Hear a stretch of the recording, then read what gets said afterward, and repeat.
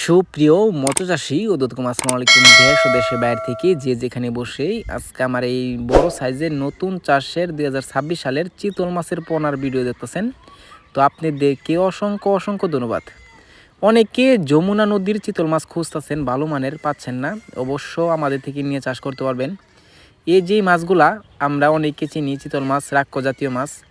এই মাছগুলা আপনারা যে কোনো মাছের সাথে দিতে চান, অবশ্যই এই কাজটা ভুলেও করবেন না।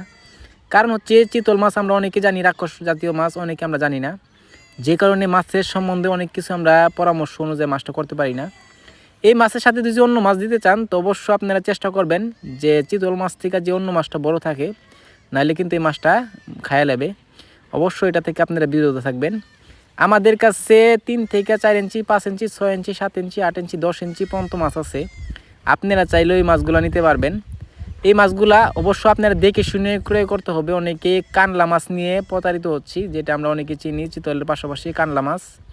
আপনারা যে যেটা বুঝেন, অবশ্য আমাদের এনে কানলা মাছ বলে, যেটা চিতলের মতো দেখতে লাগে, নদীতে পাই আমরা অনেক সময়। অবশ্য এই মাছের থেকে আপনারা বিরত থাকবেন, কারণ এই মাছটা সর্বোচ্চ বড় হয় 8 থেকে 9 ইঞ্চি পর্যন্ত বড় হয়, আর এরপরে বড় হয় না।